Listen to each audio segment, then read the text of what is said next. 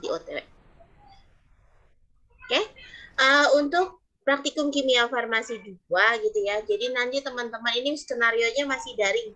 Ya saya nggak tahu nanti setelah UTS apakah kalau kasus COVID-nya turun terus teman-teman main lagi ke Jogja kayak kemarin. Nah kemarin mainnya belum ke lab Bu Amel ya.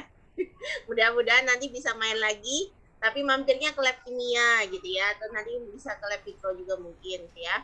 Jadi untuk dosen pengampunya, tim lab kimia itu ada 4 dosen. Jadi dulu suhunya itu Bu Farisya Nurhaini. Jadi Bu Ica itu dulu koordinatornya. Kemudian ada Ibu Direktur kita, Ibu Dr. Anda Yuni Puspitorini. Ya, yang nyubi-nyubi ini Bu Amel dan Bu Bina. Ya. Nah, tapi untuk tahun ini, untuk koordinator praktikumnya adalah Bu Amel. Jadi nanti kalau misalkan teman-teman ada yang nilainya mungkin belum keluar, atau ada terkendala tentang penilaian di praktikum kimia farmasi 2, bisa dikonsulkan ke saya. Gitu ya. Oke. Baik, Bu. Kemudian kita masuk dulu untuk yang materinya. Nah, ya. Jadi kita flashback lagi ya. Kimia analisis itu nanti ditujukan dibagi berdasarkan tujuan analisisnya. Ya. Kalau teman-teman hanya ingin mengetahui sekedar tahu, ini ada nggak sih zat yang saya zat yang pengen saya teliti ini ada nggak sih di dalam bahan yang saya ujikan? Maka hanya sekedar ingin tahu ada atau tidak, atau mungkin menanyakan termasuk jenisnya apa, itu kita sebut sebagai kimia kualitatif. Ya, kualitatif misalkan teman-teman curiga nih, dalam sediaan krim ada merkurinya. Nah, teman-teman hanya pengen tahu ada merkuri apa enggak di situ. Ya, maka itu kita termasuk kategori uji kualitatif. Nah, ini udah masuk KTI, pasti ada yang itu juga tentang kualitatif ya. Kemudian berikutnya, kalau kualitatifnya sudah diketahui, misalkan tadi di sampel krim, oh ternyata ada merkurinya nih, kita mau tahu nih, ya, seberapa banyak merkurinya, maka kita akan lakukan pengujian kadar atau penetapan kadar. Nah, analisisnya itu yang kita sebut sebagai analisis kuantitatif. Bisa dipahami ya? Jadi kuali itu hanya ada atau tidak. Kalau kuantitatif dia adalah sampai kepada berapa kadarnya atau berapa kandungannya di dalam zat yang kita uji. Nah, uji kuantitatif itu harus dilalui dulu dengan uji kualitatif. Ya, jadi jangan sampai teman-teman melakukan uji kuantitatif tapi kualitinya nggak dilakukan. Ya, karena nanti sia-sia dong udah nyiapin bahan, udah nyiapin reagen, tapi ternyata zat yang mau diuji nggak ada di situ. Ya buat apa kita melakukan penetapan kadar kalau zatnya nggak ada? Ya. Kemudian kalau teman-teman uji kualitatif saja, boleh nggak stop di kualitatif? Boleh saja, tergantung kepentingannya. Ngelek ya? Bu Amel ngelek? Bu Amel yang ngelek atau Enggak. gimana? Oh enggak. Ya. Jadi nanti kalau kualitatif boleh stop sampai kualitatif tanpa diteruskan ke kuantitatif. Tapi kalau mau uji kuantitatif, tidak boleh tidak uji kualitatif. Itu ya konsepnya ya. Oke. Kemudian di sini kita juga akan lihat untuk sifat materi ya. Untuk sifat materi ada kita lihat nanti untuk metode ujinya ya bisa bersifat klasikal, kemudian dia bisa bersifat instrumental. Nah, klasikal yang dimaksud yang seperti apa? Yang lab basah, ya. Lab basah itu yang seperti apa yang dilakukan secara tradisional. Contoh titrasi, gravimetri, ya. Itu yang dilakukan di laboratorium dia masuknya dalam metode klasikal. Tapi kalau instrumental apa? Dia pakai peralatan-peralatan canggih seperti spektroifivis yang paling sederhana, ya. Kemudian nanti ada banyak lagi tentang hal-hal tersebut ya. Jadi nanti teman-teman bisa baca tuh ya di PPT yang Bu Amel share di Adlink, nanti teman-teman bisa lihat ya. Nah, untuk praktikum kimia farmasi titik berat kita untuk level D3 farmasi itu adalah gravimetri ya. Yang fokusnya adalah yang diukur adalah massa. Jadi kalau misalkan nanti teman-teman menemukan suatu analisis, kok yang diukur masanya sih berat sebelum dan berat sesudah, maka ini yang kita sebut sebagai analisis gravimetri. Kemudian titrasi, ya yang kita kenal titrasi. Yang kita ketahui apa nanti? Biasanya volume dari larutan titrannya. Maka metode itu kita pakai adalah namanya volumetri. Jadi volumetri, gravimetri itu akan kita pelajari di praktikum kimia farmasi 2. Ya. Kemudian ada satu lagi yang nanti akan jadi pelajaran buat teman-teman. Petunjuk praktiknya udah Bu Amel share, di Adlink sudah, kemudian di grup sudah ya kemarin Bu Amel share ya. Jadi nanti di bagian terakhir nanti kita akan belajar tentang spektrofotometri yang UV vis. Ya, itu prinsipnya apa? Prinsipnya adalah yang kita pelajari adalah penyerapan energi cahaya atau sinarnya atau absorbansinya. Ya, jadi teman-teman minimal memahami 3 hal tersebut. Ya, itu kompetensi untuk praktikum kimia farmasi. Jadi muter-muternya di situ. Ya. Ini nanti ada macam-macam dan teman-teman bisa baca sendiri gitu ya. Ada TGA, DTA, DSC gitu ya. Ini semakin canggih alat-alatnya. Nah, tadi fokusnya apa tadi? Kita belajarnya nanti tentang titrimetri dan volumetri. Ya. Kemudian kita akan belajar tentang gravimetri, tadi kaitannya sama massa. Ya. Dan yang terakhir adalah spektro UV vis. Jadi 3 kompetensi ini yang nanti harus teman-teman kuasai di praktikum kimia farmasi 2. Nah, untuk bisa di praktikum kimia farmasi 2, biar nggak terlalu keteteran, tadi minimal bisa apa? Bisa tahu nama alat dan fungsinya. Jadi jangan sampai salah nanti. Titrasi pakai Baker gas, bukan pakai Erlenmeyer, jelas keliru. Ya, tadi Erlenmeyer dibilang buat nyimpen larutan, kan ya? Nyimpen larutan dalam botol. Ya, jadi nanti teman-teman ingat-ingat kembali, dipanggil lagi tuh memori masa lalunya. Tapi tentang alat-alatnya aja ya, bukan tentang si dia ya. Dia sudah lewat gitu ya, jadi nggak usah diingat-ingat lagi. Jadi nanti tolong dipelajari lagi tentang fungsi alatnya. Ya, kemudian untuk kata nama senyawa kimia kan ada macam-macam tuh. Nanti teman-teman pelajari lagi. Ada yang monoatomik, ada yang diatomik, ada yang asam, ada yang basa. Tolong nanti dipelajari lagi. Sehingga nanti nggak terlalu keteteran kalau misalkan Bu Amel, Bu Bina, Bu Ica, atau Bu Yuli menyebutkan dalam bentuk rumus kimianya. Ya, atau meminta teman-teman menuliskan reaksi kimianya. Ya.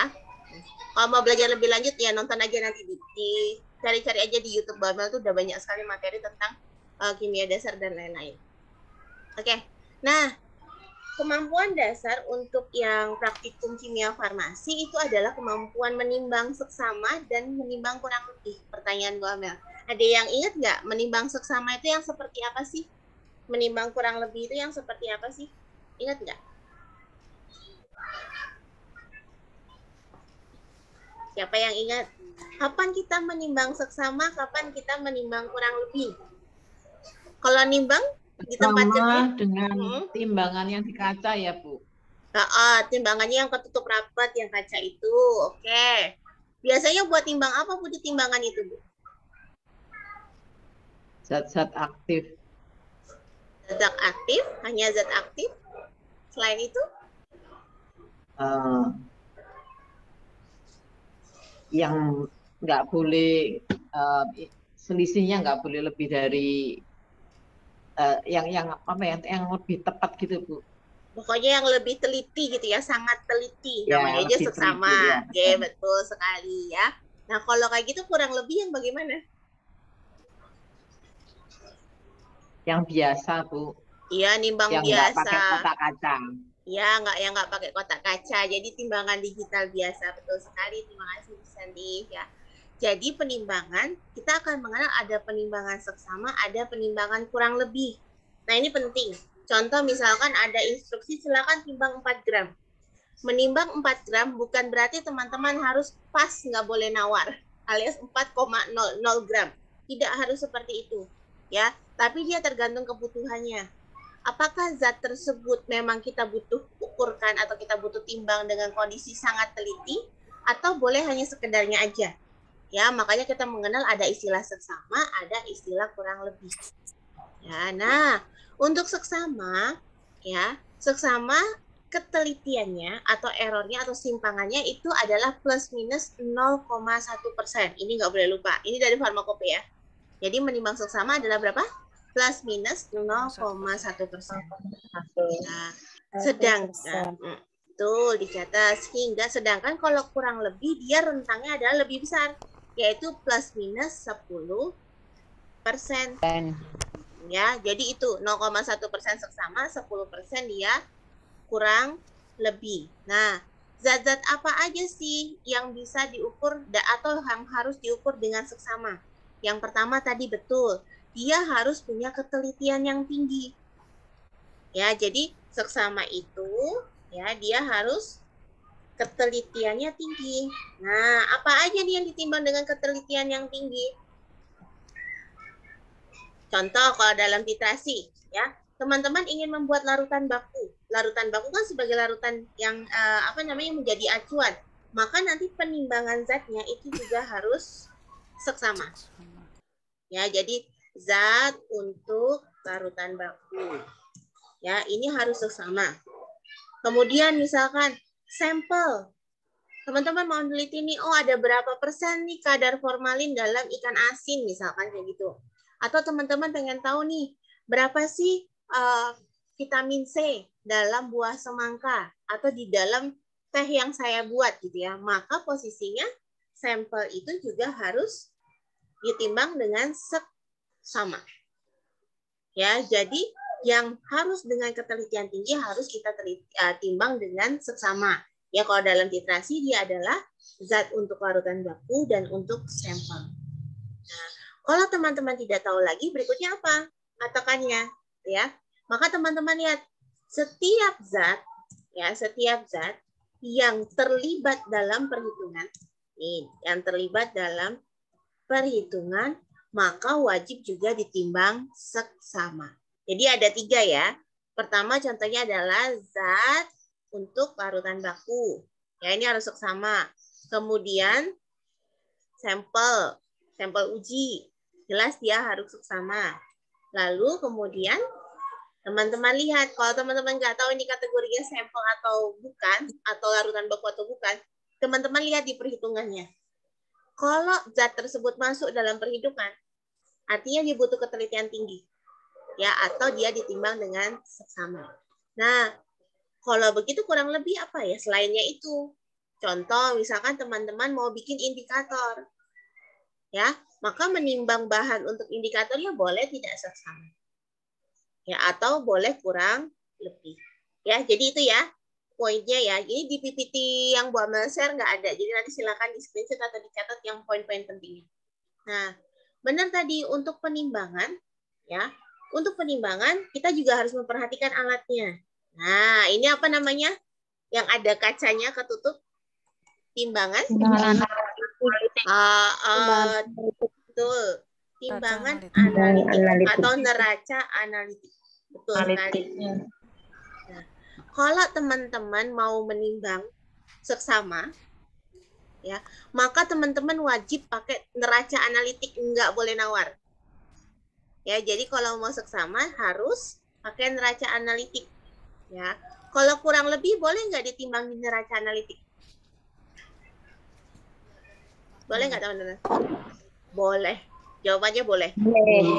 Boleh aja, nggak ada masalah. Nggak ada masalah, boleh-boleh aja. Yang ini namanya apa? Neraca apa? Atau timbangan apa? Timbangan miligram. Digital. Timbangan digital. Miligram. Ya, timbangan miligram. Dia juga bisa gram ya. Jadi dia adalah timbangan digital yang tanpa tutup. Ya, maka kurang lebih boleh dilakukan di sini. Ya, kurang lebih nggak butuh ketelitian. Boleh di sini. Tapi seksama tidak boleh dilakukan di timbangan digital biasa. Ingat konsepnya? Ya, kalau timbangan digital boleh untuk nimbang semuanya. Ya, tapi kalau timbangan digital biasa itu tidak boleh untuk menimbang seksama karena ketelitiannya rendah. Ya, kalau teman-teman beli buah juga kan timbangannya modelnya kayak gini gitu ya. Jadi ketelitiannya rendah ya. Jadi silakan timbang dengan timbangan neraca analitik atau neraca analitik ya untuk yang seksama. Di lab kimia kita punya ada 4, ada banyak. Ya. Kemudian nanti yang teman-teman perlu ingat lagi, teman-teman lihat kapasitas digitnya ada berapa di sini. Karena nanti itu ngaruh. Ya, coba lihat sini. Ini ada berapa nih? 1, 2, 3, 4, 5. Oh, berarti dia bisa sampai 5 digit. Baik dalam gram ataupun miligram. Ya. Oke. Nah, alat berikutnya ya. Alat berikutnya adalah gitu ya. Yang dipakai, kita nimbangnya pakai apa nih? Kalau teman-teman mau menimbang bahan, biasanya pakai apa? Pakai kertas perkamen, pakai kaca arloji, atau pakai botol timbang? Kertas perkamen. Kertas perkamen. Oke, kertas perkamen. Kalau Oh di iya, kalau dia apotek kertas perkamen. Oke, di apotek pakai kertas perkamen gitu ya, karena bahannya tidak menyerap air dari udara. Boleh, nggak ada salahnya pakai kertas perkamen. Tapi kalau teman-teman masuk laboratorium kimia, ada alat yang namanya botol timbang. Saya ini tak ilangin dulu ya. Timbang. Ya, tak ilangin dulu. Lupa Sendok harusnya. Nah, kita pakainya adalah apa? Botol timbang. Ya, kenapa pakainya botol timbang?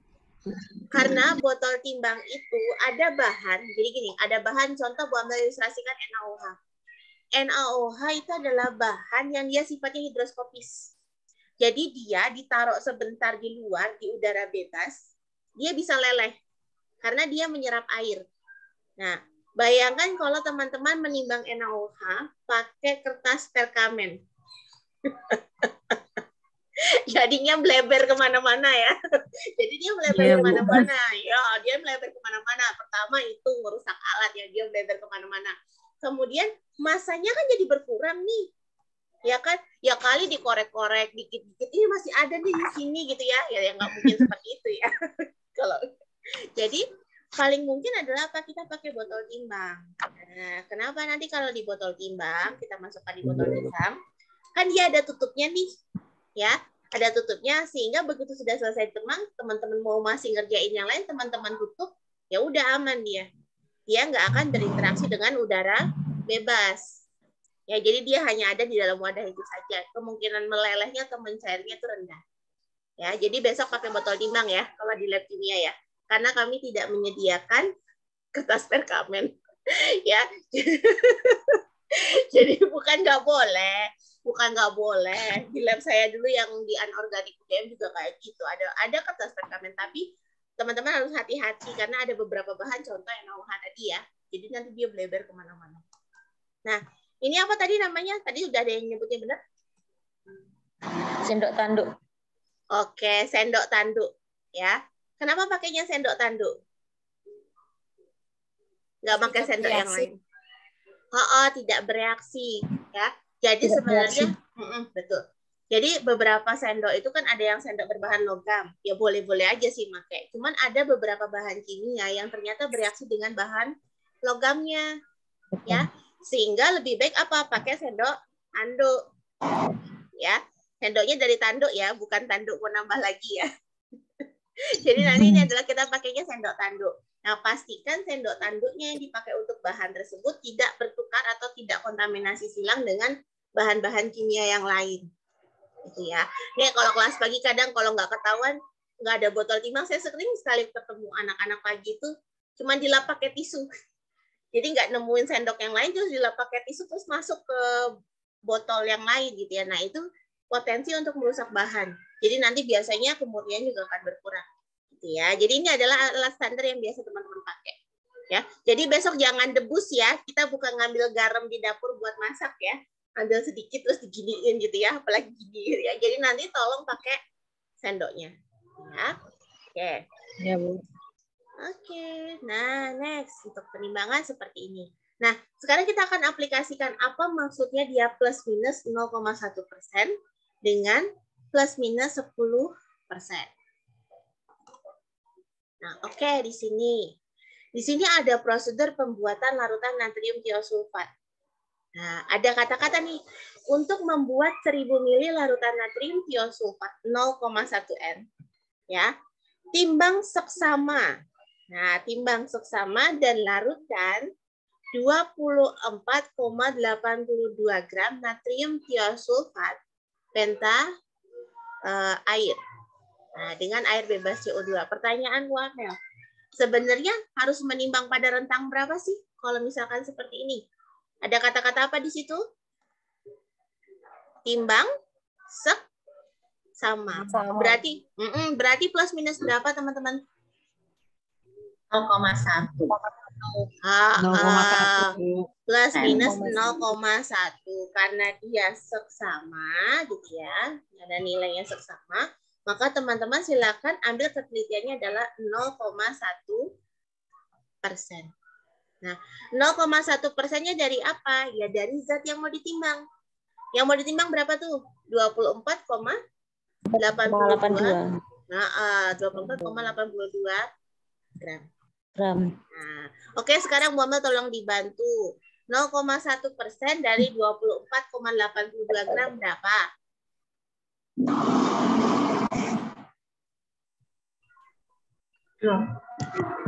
Berapa?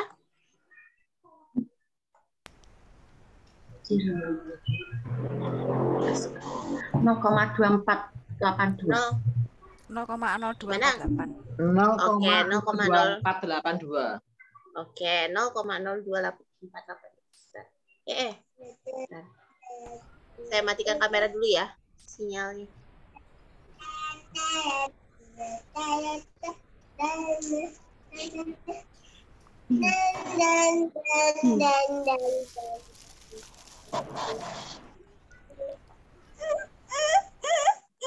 Saru. Sini.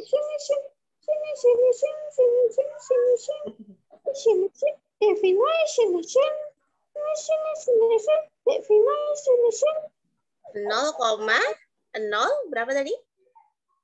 Berapa teman-teman? 0, saya keputus ya. 0,02482. Oh ya, 0,02482. Nah, ini kan adalah rentangnya ya. Ini adalah rentangnya. Rentangnya ini adalah ketelitiannya. Jadi dia ketelitiannya dianggap ini 1/1000-nya gitu ya. 0,04282. Nah, maka next berikutnya apa? Teman-teman tinggal bikin selisihnya. Nah, ini bikin selisih terkecilnya berarti berapa? Karena dia tandanya kan plus minus. Ya kan? Tandanya kan adalah plus minus 0,1%. Ya, maka pada batas yang paling bawah silakan teman-teman kurangi. Berapa tadi? 24,82 yang diukur seharusnya ya. Dikurangi batas terkecilnya tadi 0,02482. Nah, sampai berapa gitu ya? Sampai nanti karena minusnya sudah ya udah berarti sekarang plusnya. Berarti 24 ya. 2482 ditambah dengan berapa? 0,02482. Nah, ini rentangnya ya dalam satuan gram. Oke, berapa yuk? Silakan dikurangi. 24,82. 24, berapa? Dikurangi 95. 24,7951. 7951. Satu apa dua? 18. Oh, 518. Masuk ke 48 ya. Ya, 518. Oke. Sampai berapa? Sampai 24,8 yang ini. 24,82 tambah 0,248 berarti 24,8. Ya, 4482. Bisa dipahami? Ya. Jadi rentangnya dihitung dengan cara seperti itu. Jadi teman-teman cari dia ketelitiannya berapa. Oh, karena sesama ketelitiannya plus minus 0,1%. Cari dia berapa, ya. Sehingga nanti teman-teman akan dapat rentang terkecilnya berapa, rentang terbesarnya berapa. Seperti itu ya. Nah, satu hal lagi yang perlu dilihat. Ya, ini kan pembulatan angkanya banyak ya. Ya, pembulatan angkanya banyak. Cocokkan dengan siapa? Cocokkan dengan digit ya, jumlah digit ya. Jumlah digit yang ada pada timbangan Anda ya, pada timbangannya. Tadi contoh tadi kita timbangannya ada 5 digit, ya enggak? Ya, contoh tadi misalkan ada 5 digit saja yang bisa terangkut atau yang bisa dibaca di alat. Berarti kalau kayak gitu kita lihat di sini. Ini kan ada banyak nih, ya. Maka teman-teman silakan hitung di sini. Ya. Di sini. Oke. Kita lihat. Ya, kita lihat di sini. 5-nya di mana? 2, 1 ya. 3, 4, 5. Oh, berakhirnya di sini. Ya. Oke, ya. Berarti 5 digit. Berarti nanti silakan dibulatkan ke depan. Ini nggak salah hitung ya? 24,82 dikurangi 0,0282. Benar nggak sih? Wah, agak rancu ya saya. Betul, Bu. Kalau Betul ya? dikurangi hasilnya 24,79518 kalau dikurangi. Oh iya. Oke, benar ya. Kalau ditambah ditambah 24,84482, Bu. Oh ya udah benar ya berarti ya. Oke, sekarang karena kita punyanya adalah di sini ya, kita punyanya adalah 5 digit, maka nanti silakan teman-teman bulatkannya sampai dia menjadi 5 digit. Lihat di sini. 24,759. Ya kan berakhirnya di sini ya, 5 digitnya ya. Maka nanti kita lihat kalau angka di belakangnya 5 ke atas, maka dibulatkan 1 ke depan. Betul? Ya. Maka seharusnya ditimbangnya di sini berapa? Jadinya 24,760. Yes. 60. Betul. Ya, 24,760. Ini terendahnya sampai berapa? 24,845. Oke, 845. Oh ya, karena ini kan dia pembulatannya di sini. Lebih dari 5 naik ke depan ya. Sehingga teman-teman kalau mau menimbang seksama untuk 24,82 gram natrium disulfat, maka silakan timbang pada area ini. Ya, kalau teman-teman timbang pada area ini ya sudah berarti teman-teman sudah menimbang dengan seksama. Ya, sekarang ngetes ya. Kalau misalnya ketimbangnya 24,765. Bisa nggak dipakai? Bisa. Bisa, ya, karena pada rentangnya ya. Kemudian kalau misalkan nimbangnya di 24,675, bisa nggak? Nggak bisa. Nggak bisa, ya. Karena dia bukan rentangnya, begitu pula di bawah rentangnya. Begitu pula di sini, ya. Kalau teman-teman dapetin ternyata dia lebih dari 24,845, maka itu tidak bisa. Teman-teman harus mengurangi jumlah yang ditimbang. Paham ya? Jadi nanti kalau untuk yang tidak seksama juga sama, cuman bedanya nanti faktor kalinya bukan 0,1%, tapi berapa kalau kurang lebih tadi? Kalikan 10%. 10%. Jelas ya? Sip, betul ya. Nah, udah. Sudah di SS? Bu Amel mau lanjut? Sudah dicatat? Oke, sudah ya. Setir. Oke, mudah-mudahan sinyalnya bagus. Kita lanjut. Nah, sekarang kita masuk, ini ada contoh prosedur. Pertanyaan Bu Amel. Silakan dibaca, teman-teman Zoom sendiri ya. Silakan dibaca, kira-kira ada berapa bahan kimia yang kita timbang dari prosedur ini?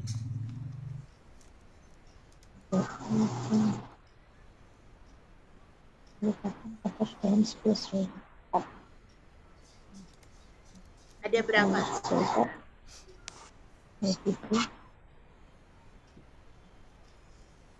Siapa aja yang ditimbang? Tembaga sulfat sama kalium iodida. Sulfat sama kalium iodida. Ya. Jadi ada 2 ya, tembaga sulfat sama KI. Oke, yang pertama gampang. Udah ada kata-katanya tuh, timbang sama 1 gram. Saya lupa terus mau ngedit ini biar jadi latihannya. Timbang sama 1 gram. Berarti rentangnya berapa yuk? Dihitung.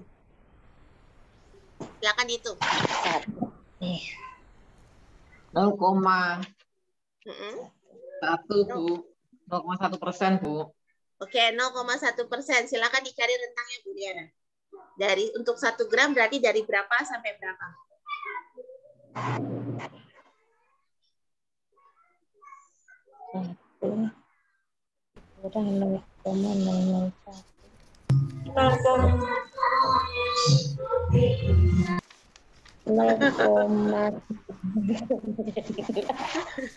Dangdutan. 0,9 sampai 1,1. 0,9 sampai 1,1. Sudah 1,001. Mana? Ayo, 0,999 ada dua kubu. 1,001. 0,99 Ah, sampai 1,01. Oke, siap. 0,001. Mbak Betty berusaha keras ya. Lagi ada hajatan ya Mbak di situ. Oke, 0,9 sampai yang masih salah tadi ya 1,1 sama 0,9 hati-hati di sini. Ya, di sini kan kategorinya dia seksama. Ya, kategorinya dia seksama ya. Kalau seksama dia 0,1%. Ya, 0,1% kan dari siapa? Dari si 1 gram. yang ditimbang. 1 gram. Ya, sehingga 0,001 ya, Bu. betul sekali. Itu kan 0,001 gram. Nah, 0,001. sehingga nanti selisihnya adalah 1 plus minus kan ya? 1 kurang 0,001 ya. Sampai berapa? 1 plus 0,001 ya, sehingga ketemunya itu tadi 0,99 sampai 1,001. paham? Bisa ya? Udah nggak keliru lagi ya? Ya udah nggak keliru lagi ya. Ya oke. Jadi caranya seperti itu. Atau teman-teman kalau ubah dalam miligram bisa dari 999 miligram sampai dengan 1001 miligram. Gak ada masalah. Jadi boleh dalam gram, boleh dalam miligram. Gitu ya. Oke. Pertanyaannya sekarang jadi kayak gini. Kenapa seksama? Kalau nggak ada tulisannya tuh. Kenapa? Karena akan diperhitungkan. Ya Untuk karena menentukan ya betul, karena dia masuk dalam perhitungan. Ya, jadi teman-teman fokus ke sini. Seret, yang di bawah sendiri. Tereng. Nah, ya, di sini kita sudah lihat judulnya aja adalah penetapan kadar CU dalam CuSO4. Berarti sampelnya adalah CuSO4. Dia sampel. Ya, karena dia sampel dia memenuhi aturan untuk penimbangan seksama. Terus cek lagi lihat di rumusnya. Ya, di rumusnya kan ada miligram sampel. Otomatis pasti dia ditimbangnya adalah dengan seksama. Oke, pertanyaan Bu Amel berikutnya. Sekarang, kalau kayak gitu KI-nya ditimbang dengan apa nih?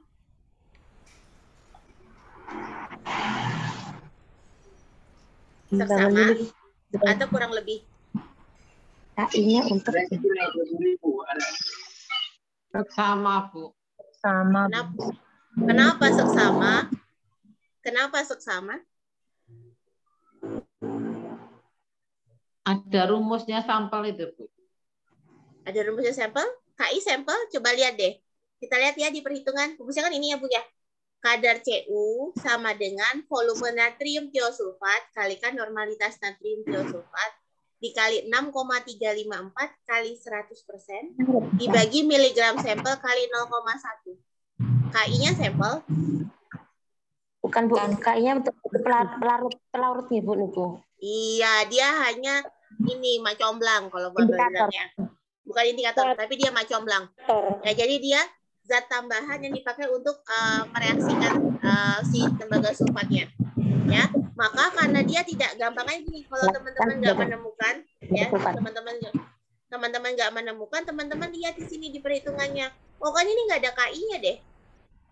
Ya kan, padahal sampelnya kan CU, sampelnya CU ini berarti sampelnya si CU, nggak mungkin KI.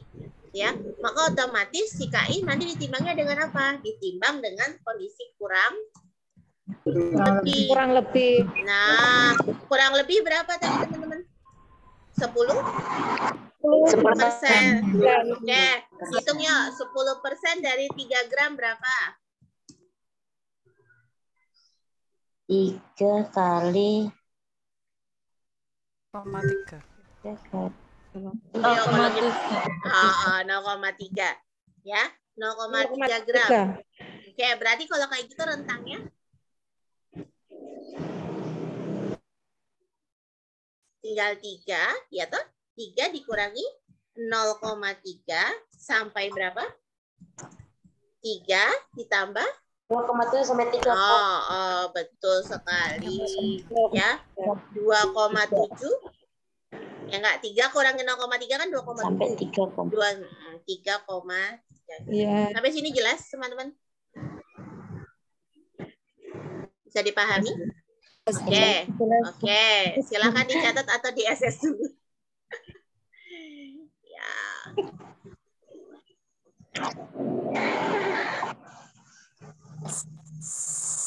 Sudah SS?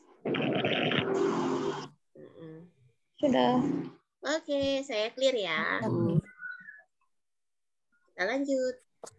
Nah, sampel yang tersedia nanti di laboratorium ataupun nanti untuk pembuatan larutan itu kan dalam bentuk padatan, ya. Karena dia dalam bentuk padatan, gitu ya, teman-teman harus tahu bagaimana cara membuat larutan baku yang dari bentuknya padatan dengan benar. Ya, saya mau ini dulu. Share sound. Oke, monggo silakan disimak step by step-nya. Gitu ya. Kemudian teman-teman pahami, oh kira-kira apa ya yang akan saya lakukan kalau saya disuruh membuat larutan baku dari bentuk padatan. Contoh di sini adalah pembuatan baku primer dari KBRO 3 ya. Selamat menonton.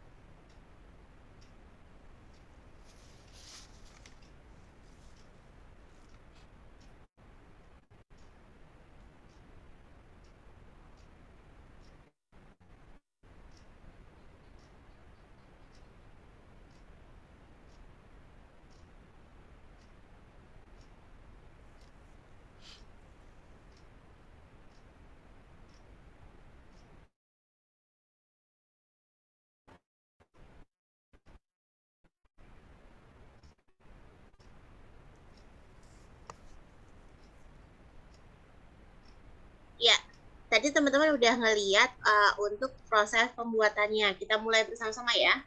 Untuk ininya, step by step-nya. Ya, alatnya apa aja sih yang kita butuhkan teman-teman? Alat kimianya apa aja? Corong, Corong. gelas, elemayer, gelas ukur, pipet, Betul sekali. Betul, ada sendok. Bar. Tapi Betul. Jadi yang kita butuhkan pertama botol timbang yang sudah ada bahannya, jelas ya. Ini yang botol timbang ya, botol timbang. Di sini sudah ditimbang nih, sudah tulis ya. Kemudian kalau teman-teman cari labunya, ya. Labunya permintaannya di prosedur mau bikin dalam berapa mili? 10 mili, 50 mili, 100 mili, 250 apa 500 nih. Jadi jangan sampai salah. Jadi nanti prosedurnya benar-benar dipahami gitu ya. Kemudian alat tambahannya apa? Alat tambahannya kita pakai beaker glass. Ya, pakai beaker glass, pakai corong, ya. Kemudian tadi Bu Amel pakai tambahan bantuan ada gelas ukur. Ya, fungsinya untuk ngambil ya. Terus bahannya nanti tinggal pelarutnya apa? Ya, apakah pelarutnya kita pakainya Aquades, Aquabides, Aquatrides, atau jangan-jangan kita pakai air bebas CO2 ya. Jadi nanti atau mungkin alkohol bisa jadi ya. Jadi nanti tinggal lihat pelarutnya yang mau dipakai apa ya, tergantung dengan kebutuhan ya.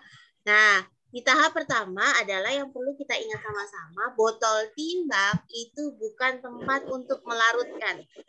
Ulangi ya, botol timbang bukan tempat untuk melarutkan. Maka step pertama yang kita lakukan adalah ya di sini ya, ambil beaker glass yang bersih ya. Kemudian nanti teman-teman boleh pakai bantuan lainnya gitu ya, boleh pakai beaker atau boleh nanti yang ini untuk ngambil airnya ya, boleh pakai gelas ukur nggak ada masalah ya. Zatnya dari botol timbang langsung dituangin dulu ya, dipupuk masuk ya. Nah, kalau ada sisanya, kan itu masih ada sisa tuh teman-teman jelas. Nih saya perjelas lagi nih. Ya, nah kan itu masih ada sisa tuh, ya masih ada sisa maka dibilas, jangan ditinggal. Nah ini yang nggak bisa dilakukan kalau teman-teman pakai kertas perkamen. Gimana caranya ngebilas pakai kertas perkamen? Ya makanya pakainya adalah botol timbang, sehingga benar-benar masuk ke dalam situ. Nah, ya kalau analisis tuh roda pelit, lebih tepatnya sangat pelit, tidak boleh ada yang terbuang sedikit pun. Lalu kemudian teman-teman silakan aduk. Ini Bu Amel minta maaf, ini contoh yang tidak baik di video ini. Saya ralat berkali-kali. Ini harusnya pakai batang pengaduk ya. Ini jadi ceritanya. Jadi pakai batang pengaduk. Bukan pakai sendok agar-agar ya. Bapak minta maaf. Ini kemarin 2 tahun awal-awal pandemi saya bikin video ini. Kan nggak boleh di kampus, jadi saya bawa pulang ke rumah. Batang pengaduknya ketinggalan. Jadi mau nggak mau saya. Jadi akhirnya ya udahlah yang ada di rumah sendok itu, sendok apa namanya, sendok untuk agar-agar. Jadi mohon maaf ya. Jadi BSI bukan nggak punya ya, nanti dikirain BSI miskin nggak punya gitu kan, yang ada Bu Amelnya aja yang lupa bawa gitu ya. Jadi nanti silakan nanti silahkan diaduk rata ya sampai dia larut. Oke, diaduk sampai dia larut. Kemudian teman-teman siapkan labunya. Nah kalau dia udah kekocok homogen seperti ini, ambil labunya. Nah, labunya kasih corong dulu biar nggak tumpah ya. Kemudian teman-teman tuangkan. Nah, menambahkan aquades atau pelarut lainnya itu juga dari si elemen yang tadi, yang tempat tempat melarutkan. Sehingga apa? Benar-benar tidak ada yang tersisa. Semuanya masuk ke dalam masuk ke dalam labunya. Ya, jadi nanti masuk ke dalam labunya. Nah, setelah mendekati tanda batas, ya, nah, perhatikan. Mohon maaf, bocor di mana ya? Oke. Halo. Siapa yang bocor ya? Mohon maaf teman-teman yang bocor suaranya tolong. Oh, Mulyana. Oke, ya, mohon maaf. Agak sedikit terganggu. Nah, setelah menjelang tanda batas, jadi kalau teman-teman lihat di sini ya, ada tanda batas. Ya, ada tanda batas nih di sini nih, ya. Maka teman-teman menambahkannya itu nggak usah langsung disuntak lagi. Hati-hati ya. Nambahnya sudah pakai batang pengaduk. Nah, pakai pipet. Nah, ini udah jelasin ya, udah hampir nyampe ya. Jadi nanti teman-teman pakai batang pengaduk. Kok batang pengaduk ini nanti teman-teman nambahnya pakai pipet, ya, pakai pipet. Nah, ditambahkan. Nah, nambahinnya sampai dengan mana yuk? Pertanyaan Bu Amel. Nambahinnya sampai mana? Sampai batas. Sampai batas. Batas meniskus bawah. Yes, sampai batas meniskus bawahnya tepat ada di atas garisnya. Ya, kalau teman-teman lihat di sini, teman-teman masih bisa ngeliat ada 2 garis ya. Ya, ini masih ada 2 garis kan, kelihatan 2 garis ya. Ini karena posisi kamera Bu Amel yang kurang baik. ya, kalau mata Bu Amel pada saat melihat ini dia hanya boleh kelihatan satu garis. Ya, kalau teman-teman masih bisa ngelihat lengkung di belakangnya, berarti teman-teman matanya belum pada posisi yang sejajar dengan garisnya. Sehingga nanti itu biasanya suka ambigu, ya. Maka posisinya nanti ketika teman-teman menambahkan, ya, teman-teman tinggi matanya disesuaikan dengan si batas airnya. Entah teman-teman agak nunduk atau mungkin agak membungkuk gitu ya. Tapi yang jelas nggak boleh diangkat gini. Ya, tapi tetap di atas meja datar, ya. Teman-teman atur posisi matanya naik turun sampai teman-teman benar-benar ngelihat hanya ada satu garis. Itu dulu Bu Amel tekankan. Jadi hanya ada boleh satu garis. Baru nanti teman-teman tambahkan gitu ya sampai dia persis ada tepat di atas garis. Nah, ini tambahkan.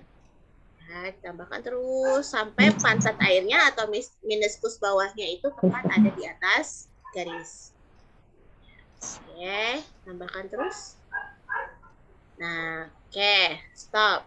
Kalau kebablasan apa yang terjadi? Apa yang akan Diulang teman-teman dari lakukan? awal. Ulang lagi. Betul. Dari awal.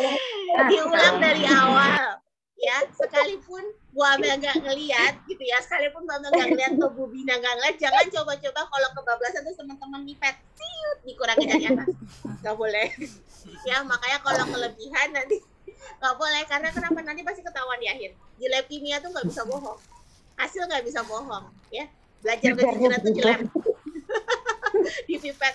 Kejadian kemarin kelas pagi juga kayak gitu, saya ngeliatin tapi anaknya nggak nyadar kelebihan, di pipet sama dia.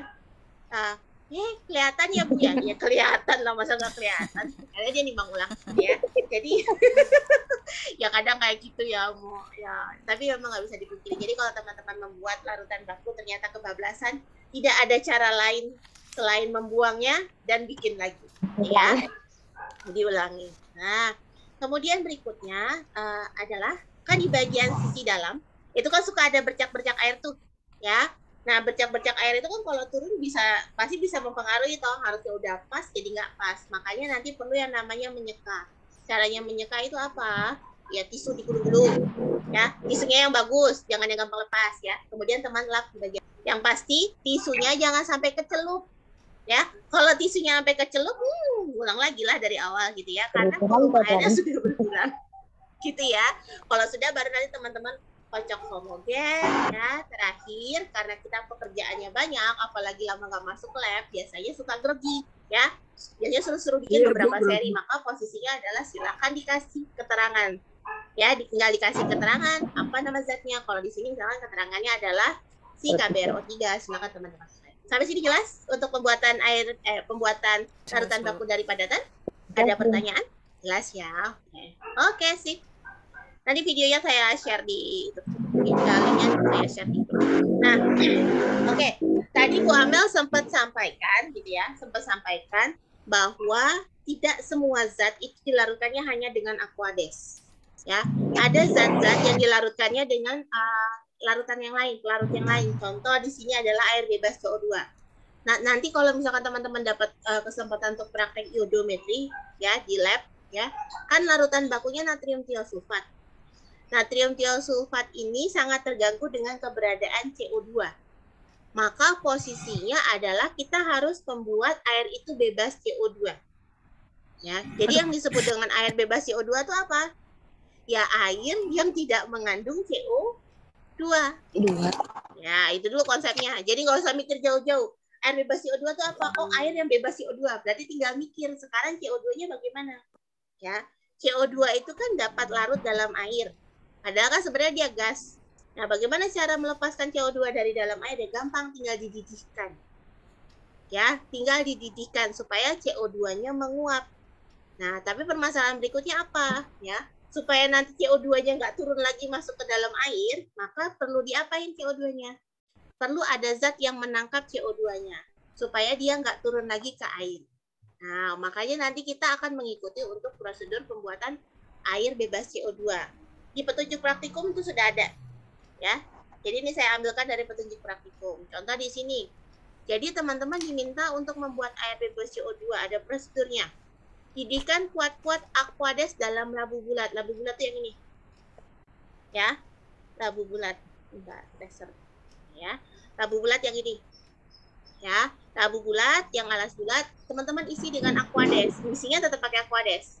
Ya. Lalu kemudian teman-teman hidupin kompornya. Ya jelas nggak panas-panas kalau nggak dihidupin. Silakan teman-teman hidupkan. Nah, kemudian di sini ada instruksi nih, didihkan kuat-kuat. Maksudnya apa? Didihkan lebih lama. Ya, didikannya lebih lama. Jadi bukan mendidih terus teman-teman matiin. Bukan. Tapi begitu mendidih, teman-teman biarkan lagi mendidih antara 5 menit atau lebih. Biasanya sampai 10 menit. 5 sampai 10 menit. Jadi begitu bubuk-bubuk, ya, bubuk-bubuk gitu ya. Maka teman-teman start timer 5 menit atau 10 menit. Kalau sudah 5 sampai 10 menit mendidihnya, itu yang dimaksud dengan mendidih kuat-kuat ya. Ya, teman-teman matikan kompornya. Lalu segera tutup dengan apa? Tadi saya bilang kan CO2-nya kan menguap. Ya, sekarang kan bisa ada kemungkinan CO2-nya turun lagi, masuk lagi.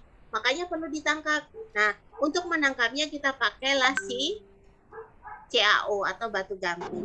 Jadi nanti sembari menunggu ini dipanaskan, mendidih, kan lama tuh 5 sampai 10 menit ya. Maka nanti teman-teman mengambil corong gelas, ya, dilapisi dengan kapas, atau pertama kali dilapisi dulu dengan kertas saring supaya kapasnya nggak jatuh, ya. Lalu teman-teman isi dengan batu kapur, ya, batu kapur atau CaO. Begitu kompor dimatiin langsung ditutup, ya. Jadi begitu kompor dimatiin langsung ditutup dengan labunya. Jadi jangan dibiarkan lama-lama, langsung ditutup, ya. Kemudian teman-teman, karena kita nggak mungkin melarutkan dalam kondisi panas, ya, maka dikembalikan lagi ke suhu kamar atau suhu ruangan, ya, di antara 27 sampai dengan 30 derajat Celcius. Teman-teman caranya gimana? Dimasukkan ke dalam ice water bath. Kerennya di labnya baskom isi es batu kasih air, itu ice water bath. Jadi nanti silakan dimasukkan ke dalam ice water bath. Fungsinya adalah untuk mendinginkan, ya. Kalau sudah airnya tidak panas lagi dan tidak terlalu dingin, ya, artinya pada suhu kayak kita minum biasa lah ya, suhu minum biasa itu baru bisa dipakai untuk pelarut, ya. Kalau di sini contohnya untuk melarutkan NaO. Bisa dipahami untuk pembuatan air bebas CO2? Ya, jadi ambil labu, isi dengan Aquades, didihkan, ya, mendidih lebih lama lagi mendidihnya antara 5 sampai 10 menit. Sembari nunggu teman-teman nyiapin ice water bath, kemudian nyiapin corong yang ada batu gampingnya atau CaO-nya. Begitu mendidih sudah bunyi 5 menit atau 10 menit, teman-teman matiin kompornya. Matiin kompornya gitu ya, kemudian langsung ditutup. Langsung tutup labunya, lalu teman-teman masukkan ke dalam pendingin, ya, ice water bath, fungsinya untuk menurunkan. Sampai sini ada pertanyaan untuk pembuatan air bebas CO2? Cukup jelas? Sudah, Bu. Menutupnya pakai corong tadi ya, Bu ya? Iya, pakai corong tadi. Benar-benar ditutup. Karena fungsinya nanti kan gimana? Halo? Itu ya? gampingnya ditaruh di corongnya itu, Bu. Di dalam corongnya ini. CO2. Dimasukkan dalam corong, dia kasih kertas saring baru dikasih gampingnya. Kertas saringnya tuh fungsinya berarti, Bu, ya? Iya, di dalam corongnya ya. Dialasin, dimasukin kertas saring, terus kasih kapas supaya nggak netes maksudnya. Kemudian teman-teman isi penuh corongnya itu dengan batu gamping yang kering, yang masih kering. Ya, teman-teman isi penuh, langsung tutup.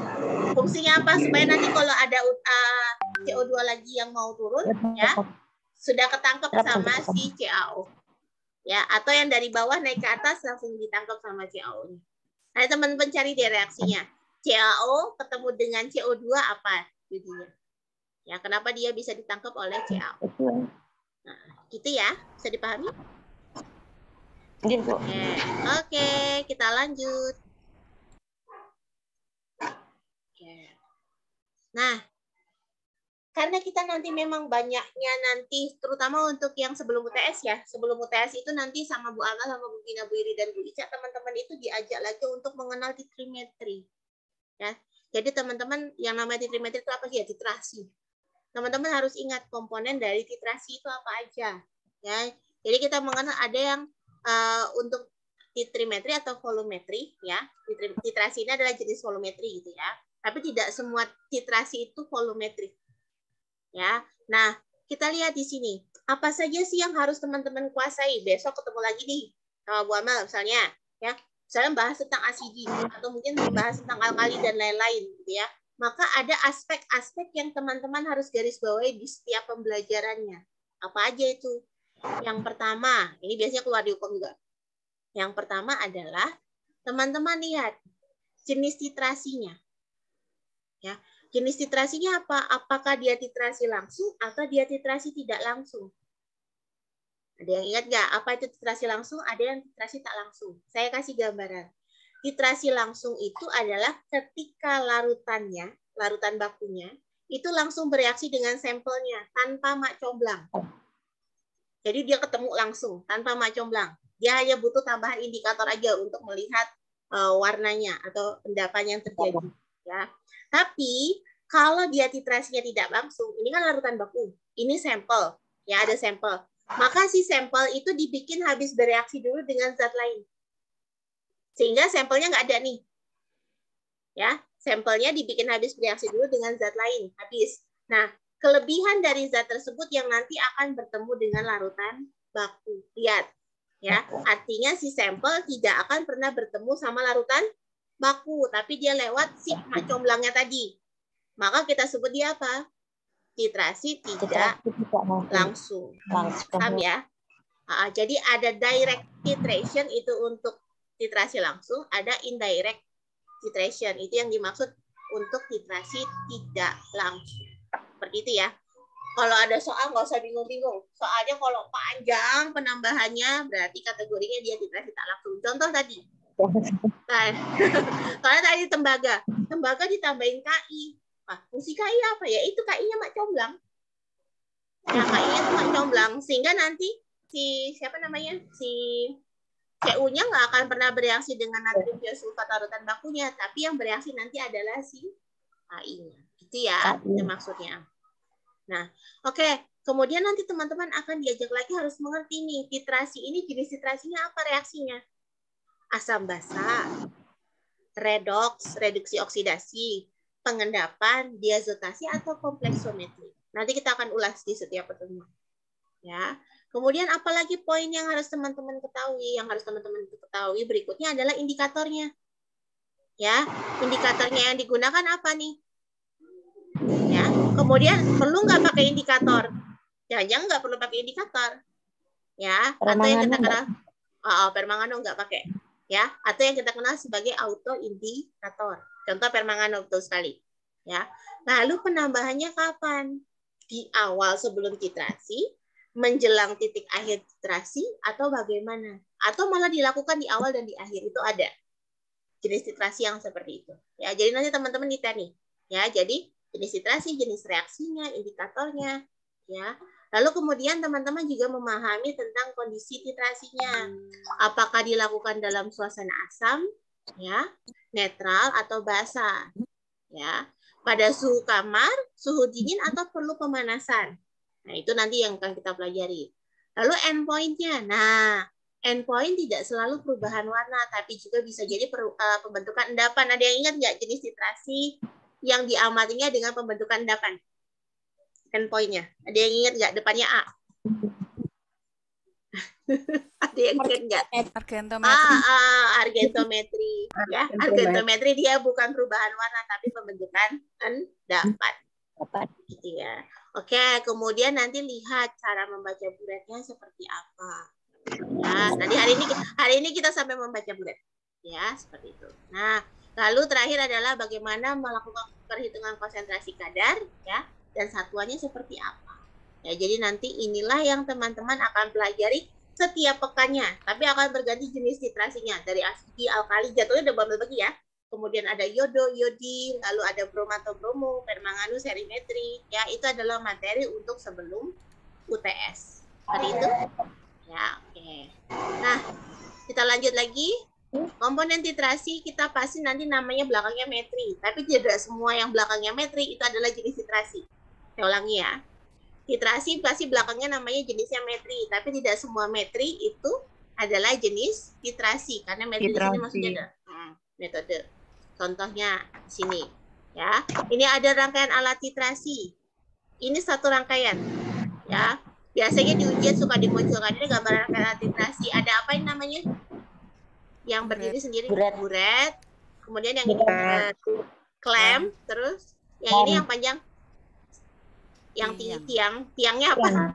Statif. Ya, statif. Kemudian ini apa? Oke, Erlenmeyer. Nah, larutan baku itu diisikan di dalam buret. Ya, larutan baku diisikan buret. Namanya adalah titran. Yang kebalik ya, titran atau larutan baku diisikan ke dalam buret. Nah, sedangkan yang diisikan ke dalam Erlenmeyer, ya, yang diisikan ke dalam Erlenmeyer kita sebutnya adalah titrat. Nah, biasanya apa di sini? Biasanya yang kita masukkan ke sini adalah sampel dan zat mak comblangnya. Ya, sampel tambah zat mak comblangnya tambah indikator itu dilakukannya di dalam Erlenmeyer. Oke, seperti itu ya. Nah, contoh di sini. Kemudian nanti teman-teman juga harus tahu namanya titrasi kan ya, titrasi. Terus teman-teman harus tahu kapan harus berhentinya. Nah, kapan harus berhentinya proses titrasi itu kita kenal dengan nama apa teman-teman? Ada yang masih ingat nggak? Titik akhir titrasi. Titik akhir titrasi atau endpoint. Ya, jadi berhentinya adalah endpoint. Pertanyaan Bu Amel, ini contoh nih. Ada larutan di titrasi, ada sampel ditambah dengan PP. Ada gambar A yang bening, ada pink banget. Endpointnya di mana kira-kira? Ada yang masih ingat nggak? Pink. Yang pink, Bu. Yang Tengah. Pink tengah, yang tengah. Ya, pink yang tengah. Ya, ini contoh. Tapi tidak semua endpoint warnanya pink. Ingat ya, tidak semua endpoint warnanya pink. Tergantung dari jenis titrasinya. Ada yang warnanya biru, ada yang jadi warnanya hilang gitu ya. Jadi tergantung dari jenis titrasinya. Nah, itu yang akan teman-teman pelajari setiap pekan. Ya. Oke, ini ya sekarang ada contoh soal di sini. Silakan teman-teman kita baca bersama ya. Seorang analis ingin melakukan pengukuran kadar vitamin C dalam produk minuman segar atau penyegar dengan menggunakan larutan iodium 0,5 N. Pertanyaannya, di manakah analis tersebut memasukkan sampel produk minuman penyegar pada rangkaian alat tersebut? Di mana? 1, 2, 3, 4, 5. Erlenmeyer nomor 5. Betul sekali. Ya, jadi dimasukkannya di situ. Jangan diisi di buret gitu ya. Kalau kayak gitu, yang diisi di buret siapa teman-teman? Larutan Yang diisi. Iya, larutan iodium. Larutan iodium. Betul ya? Oke, sip. Lancar. Kok mungkin lupa. Nah, terakhir, materi terakhir. Udah terakhir aja senang banget ya. Untuk terakhir adalah kita akan mengingat kembali membaca buret. Pertanyaan 2, Mel. Kalau kita ada buret, nolnya ada di atas atau ada di bawah? Nolnya, angka nolnya. Nol nilainya ada di atas. Di atas, Bu. Ada di atas? Di atas. Nolnya ada di atas. Alhamdulillah masih ingat ya. Jadi kalau baca dari bawah ke atas atau atas ke bawah? Dari atas ke bawah. Dari atas ke bawah. Syukur alhamdulillah ingat ya. Jadi bacanya dari atas ke bawah. Dan posisinya tolong teman-teman perhatikan ya. Jadi kan meja lab kimia itu agak tinggi ya. Ya, beruntunglah yang tinggi. Yang nggak tinggi nggak usah minder gitu ya. Caranya gampang, tinggal diturunin aja beratnya gitu ya. Sesuai tinggi matanya gitu ya. Ya, untuk mengamatinya, posisi mata itu harus tegak lurus dengan meniskus air yang mau diamati. Ya, jadi kalau di sini posisinya harus tegak lurus dengan meniskus air yang mau diamati. Kan air biasanya kayak gini ya, ada cekungan ya, ada cekungannya. Nah, kalau dia larutan tidak berwarna, saya garis bawahi, kalau dia larutan tidak berwarna, maka teman-teman ambil yang bagian pantat airnya. Kalau ada 2 lapis, maka ambil yang bawah. Kelihatan nggak? Ambil yang ini. Ya, kalau dia tidak berwarna. Tapi kalau teman-teman menemukan larutan berwarna, seperti iodium, KMNO4, dia larutan berwarna, maka teman-teman pakai yang ini. Ya, Berarti yang cekung atasnya, bukan yang cekung bawah.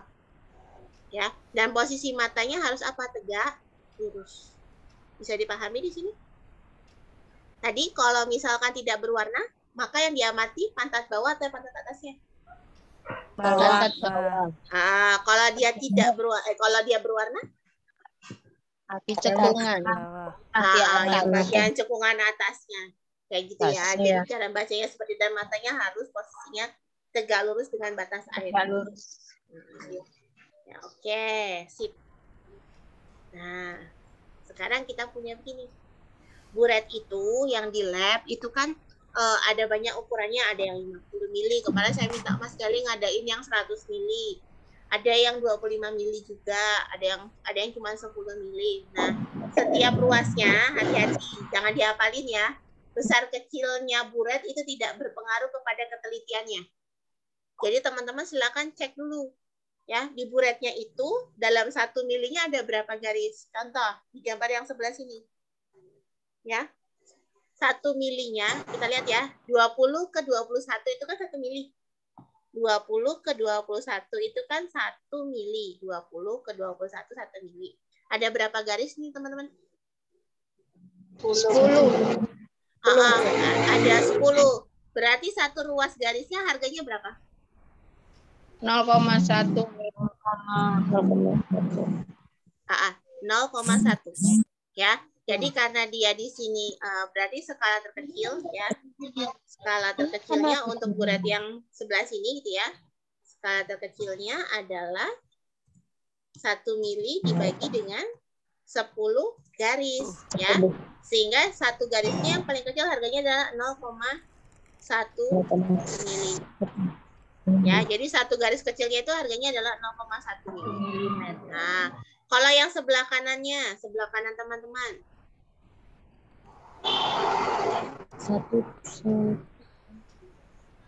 Berapa? 1, 2, 3. 20. Oke, ada 20. Ada 20. Berarti berapa? 1 mili dibagi dengan 20. Berarti berapa? 20. 0,05. 0,05. Ya, berarti satu garis kecilnya adalah 0,05. Ya, ini satu ruas garis kecilnya. Ya, 0,05. Ya. Nah, sekarang kita lihat. Tadi bacanya posisi mata harus tegak lurus. Kita tuh contoh yang sebelah sini, sebelah kiri dulu ya. Teman-teman bacanya kan ini nih, kelihatan nggak? Yang sebelah kiri. Terbaca berapa sih teman-teman? 15,123. Yang ini? 15. Berapa? 23,8. 23,8. Oke, kita catat. Mama catat di atas. Oke, berapa aja tadi? 23,8. Oke, terus berapa lagi? Berapa lagi? 22, berapa tadi? Ayo, penawaran masih dibuka sampai dengan hari Senin, silakan. Murah ini Bu ya. 22,2 Bu. 22,2. Ada berapa? Ya, berapa? 22, Bu. 2,2 dari atas Bu tadi saya. 22 persis. Bacanya dari atas. 22,2 ya. Oke, diralat ya. Nggak jadi 23,8. Ya, jelas salah ya. Iya. Nah, alhamdulillah, Bu Billy sadar gitu ya. Jadi, baca buret ingat dari atas. Ya, baca buret dari atas. Jadi teman-teman bacanya dari atas. Dikirain tabung. Kirain tabung. Buret, Bu, gitu ya. Tulis aja dulu buret ya. Oke, Iya, yang jelas ya, yang ini 23,8 batal ya, nggak jadi ya. Nah, sekarang kita lihat di sini. Ya, caranya ambil garis putus-putus. Ini kan garis putusnya sini ya. Ya enggak? Ya, garis putus-putusnya kan ini. Nah, ini berarti teman-teman lihat. Terdekatnya berapa tuh di situ? Ini kan? Ya, terdekatnya kan 22. Ya, terus teman-teman tulis dulu. Oh, berarti skala terbaca ya, bacanya. Berarti, oh, terdekatnya adalah 22. Ini angka pasti pertama. Kemudian teman-teman lihat, lebihnya berapa garis nih? Kata nggak ini? 1, 2. Oh, pasti 2. Berarti 2 dikalikan berapa? 1 garis ini tadi harganya berapa untuk berat sebelah kiri? 1. 0,1. Ya, berarti nanti teman-teman nulisnya 0,2. Ya kan? 2 kalikan itu toh. Oke. Sekarang tinggal begini insert, ditambahin ya. Kita tambahkan. Sehingga dapatnya berapa? Oke. 22,2. Ini yang terbaca. Saya mau garis bawahi. Kalau teman-teman ya, buretnya itu dengan ketelitian kan ini satu angka di belakang koma, 0,1 kan? Atau angka di belakang koma. Maka pelaporannya atau penulisannya itu wajib 2 angka di belakang koma. Saya ulangi. Kalau dia 1 angka di belakang koma, maka penulisan atau pelaporannya itu wajib 2 angka di belakang koma. Karena nanti kita kenal ada angka taksiran. Ya, maka walaupun benar pas nih di 22,2, ini nggak salah, tapi kurang tepat. Ya, ini nggak salah tapi kurang tepat. Maka nanti teman-teman ngelaporinnya kayak gini. 22,20 mili. Bisa dipahami? Ya. Jadi tambahkan lagi 1 angka di belakang komanya. Gitu ya caranya ya. Nah, sekarang yang kanan. Ini nih, berapa nih kebacanya? Yang ini. Katanya di zoom, Bu. Di HP-nya di zoom. Oke. Makanya HP gitu ya. Oke, terdekat saya bantu ini ya garisnya ya. Terdekat. Berapa ini? 15,50. Ya, 15,50. 15,7. Oke, ada 15,15.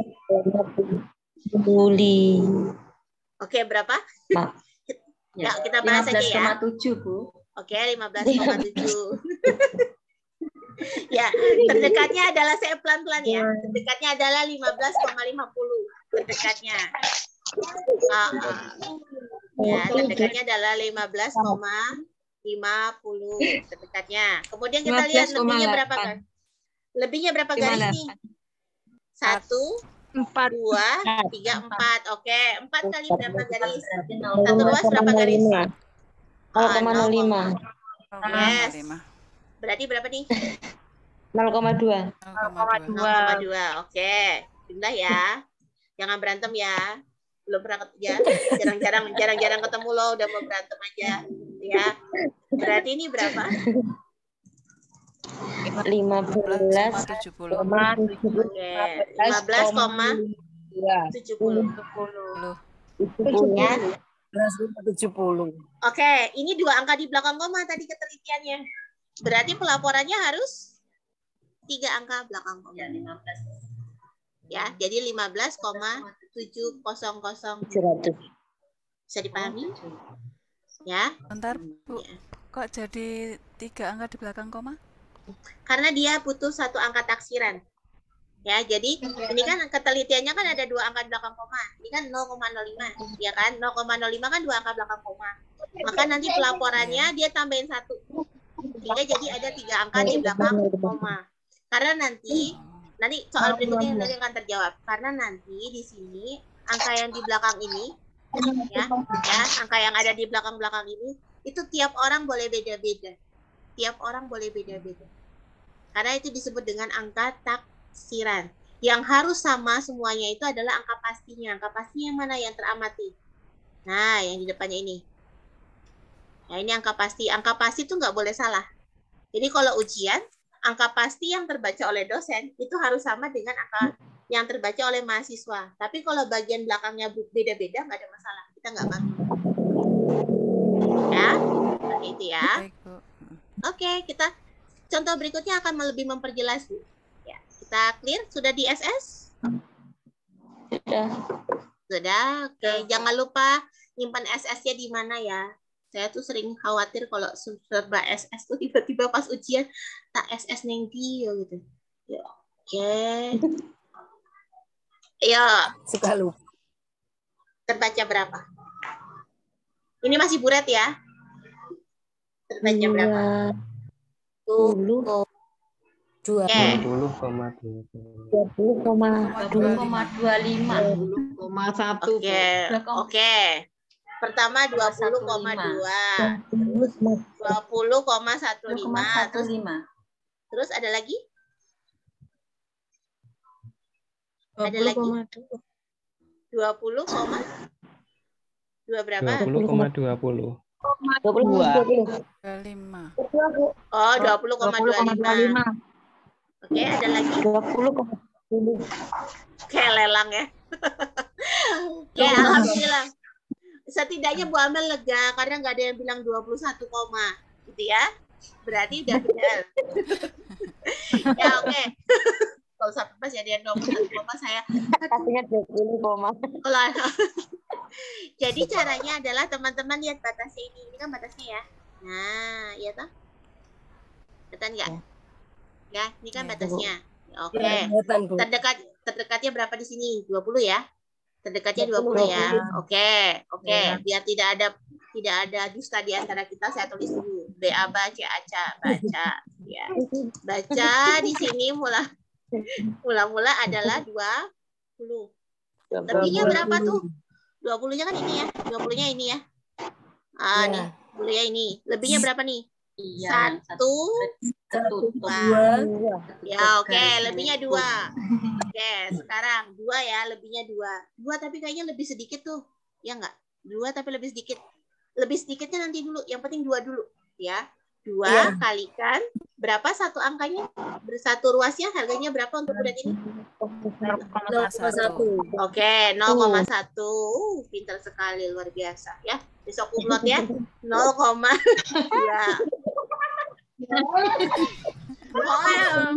Baru juga masuk, besok udah mau wisuda aja gitu ya. KTI jangan lupa yang belum setoran KTI. Ya. Iya, Bu. Bu Yuli belum tak koreksi, tadi tak koreksi habis. Iya, susah, Bu. KTI-nya susah saya. Iya, susah. Oke, sesi curhat KTI kita lanjut nanti. Kita lanjut dulu ke sini. Oke, sekarang pertanyaan saya. Ini kan satu segini kan satu ruas ya. Satu segini satu ruas. Harganya berapa? 0,1 kan ya. Nah, sekarang teman-teman lihat. Teman-teman ngelihatnya ini setengah, seperempat, 3/4 atau seperberapanya dari bagian ini?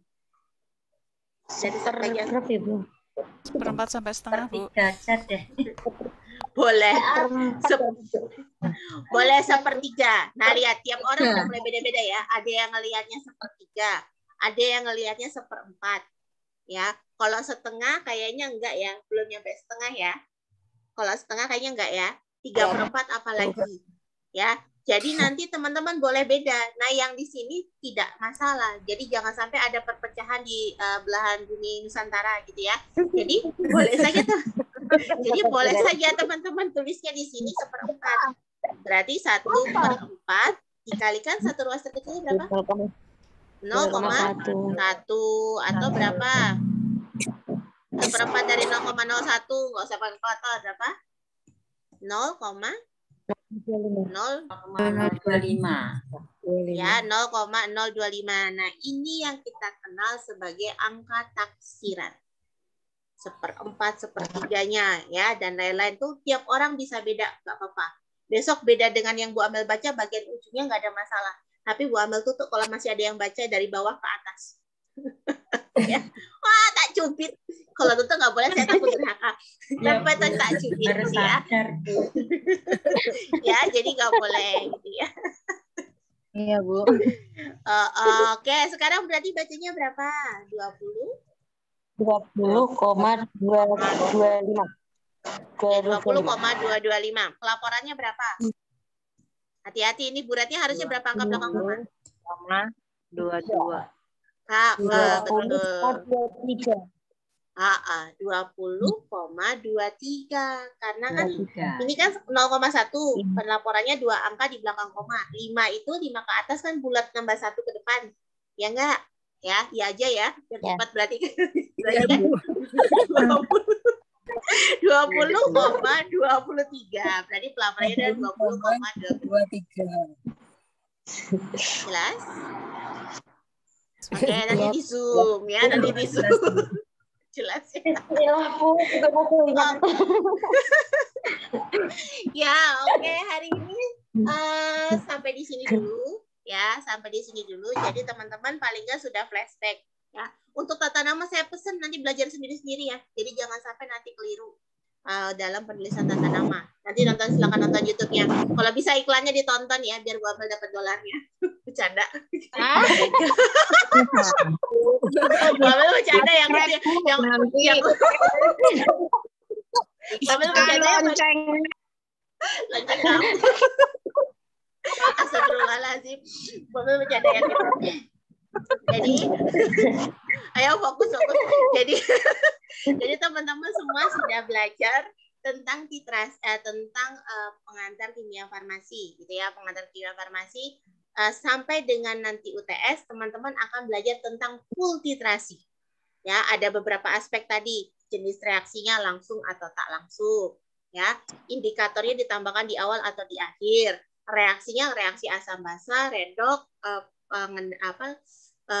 pengendapan atau reaksi yang lain, ya. Kemudian teman-teman harus mengenal kenapa dia dalam asam, kenapa dia dalam basa. Nanti seperti itu. Jadi nanti akan mengulas seperti itu ya. Jadi setiap dosen akan membantu teman-teman untuk memahami setiap prosedur berdasarkan poin-poin yang tadi sudah Bu Amel sampaikan. Seperti itu, ya. Oke, Bu Amel tidak akan buka lagi sesi tanya jawab karena sepertinya teman-teman juga sudah lelah. Iya, Bu. Lupakan, kita satu minggu ke depan kita masih bersama ya, semoga nggak bosan dengan Bu Amel. Satu pertanyaan pamungkas dari Bu Amel, apakah perkuliahan boleh diakhiri? Boleh, Bu. Sambung Oke, besok ya, Bu ya. sambung lagi besok. Oke, kita akhiri. Bu Amel sabar ya Bu, muridnya Ya. tua.